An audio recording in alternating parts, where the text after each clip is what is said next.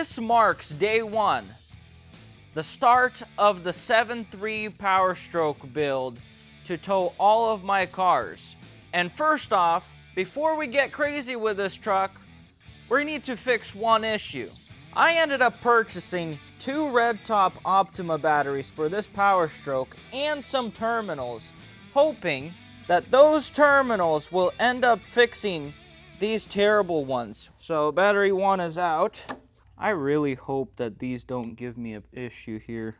Out with the old, in with the new.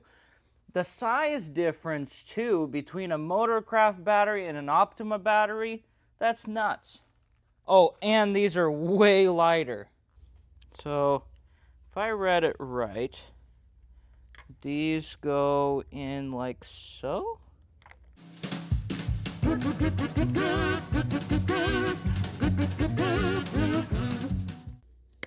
There, oh, I think I did 1 and 2.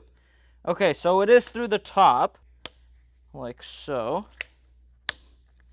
There you go. All right, let's try it out now. That should be better. Okay, so that's tight. Let's do a shakedown test. Oh, much better. Okay, we figured it out.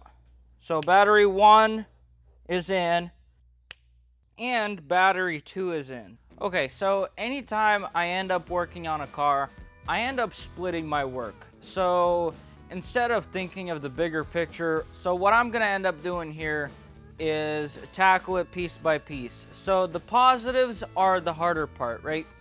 So, and the negatives are a little bit more easier. We have a little bit more length on the negative cable than the positive. So I'm gonna start with the easier part, get used to it, and then move to the positives. Let me show you what I'm talking about. I don't know where I got these from, but I think this might end up doing the job. Holy crap, these are huge. Let's see how well that works out. And let's cut. No going back. Let's see how this does. Hopefully I don't cut myself. I'm prone to doing that one. I'm gonna put some of that heat shrink on just to make the job look a lot more cleaner and nicer looking. Let's see if this will even fit. Oh yeah, she fits, I think. Now the 1/0's gonna go on here. There we go, that's 1 crimp. Now let's do a nice good old tug test on this. Dude, that's gonna look pretty good. Oh yeah, it is on. It is on. That's good, that's good. Another problem. Oh, nope, never mind, not a problem. We're good. I was gonna say that this electrical wire tape, or whatever, the heat shrink isn't gonna fit over it, but it does. Be nice to take the cover off. And would you look at that? That looks sick. That looks good. Okay, and now that is going to go on the negative post, just like so.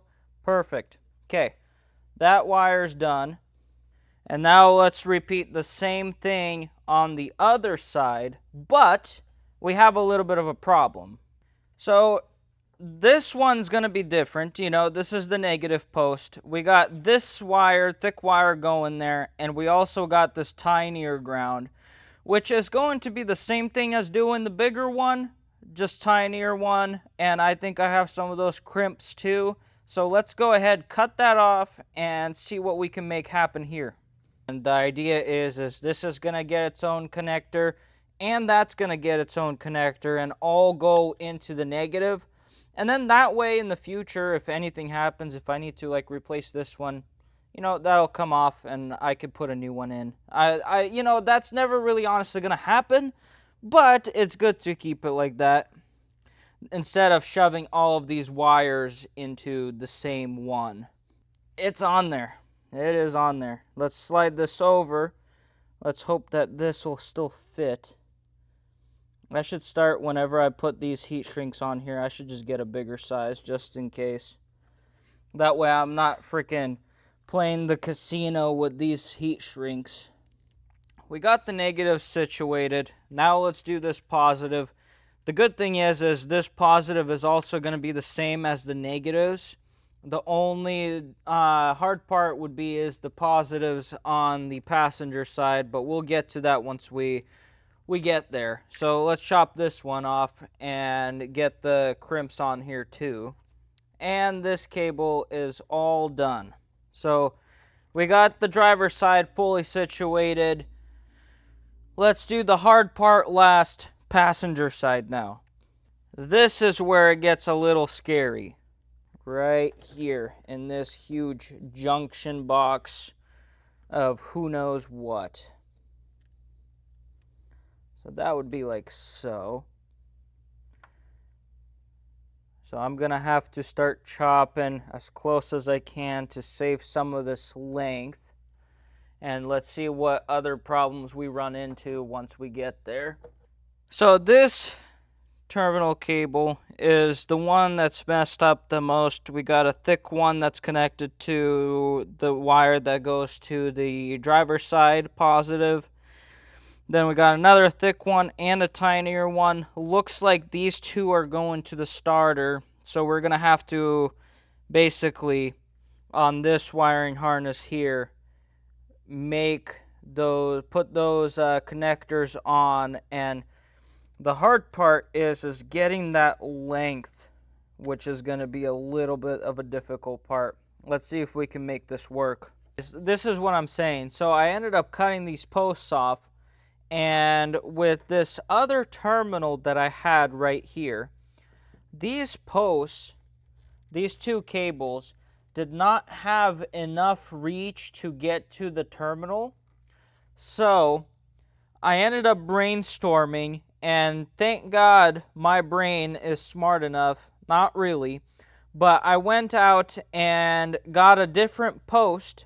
And as you could tell, this post splits off and goes down there, and what it does is it basically matches the OEM style of that curve on the original post that this vehicle used to have.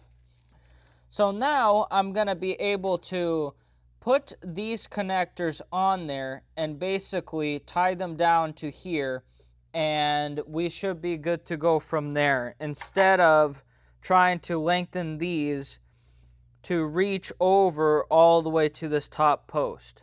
So let's get these connectors back on here, crimp down, the whole truck connected, and let's see at the end of this how it all looks and if this truck is going to start better than when it used to.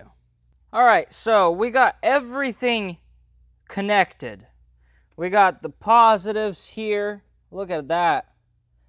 That honestly looks really good. And then here's this side. We got the negative there, and we got the positive there with the side post for the other two positives. Now, the big question is, will this thing start? Let's give it a go.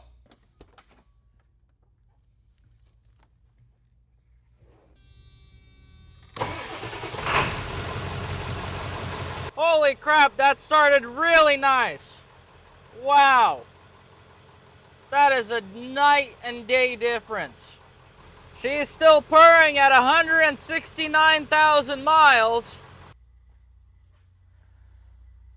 That right there is honestly one of the best things I have yet done on this truck, is those two batteries.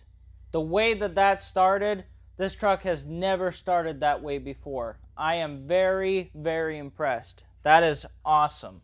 Well, after a few hours of tinkering on this thing, I mean, if your terminals aren't bad, it's an easy install, you know, not bad at all.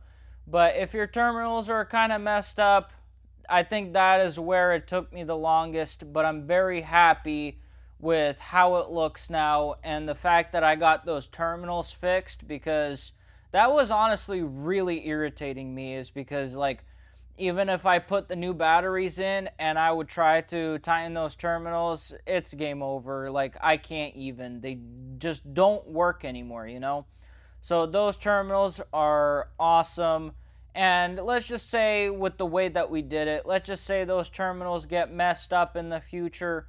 Well, you can just go to O'Reilly's or something, get new terminals, take those bolts off, put the new terminal on, and call it a day versus the OEM stock, Powerstroke terminals, because those are basically made as a harness per se. So one of the best things I've done yet.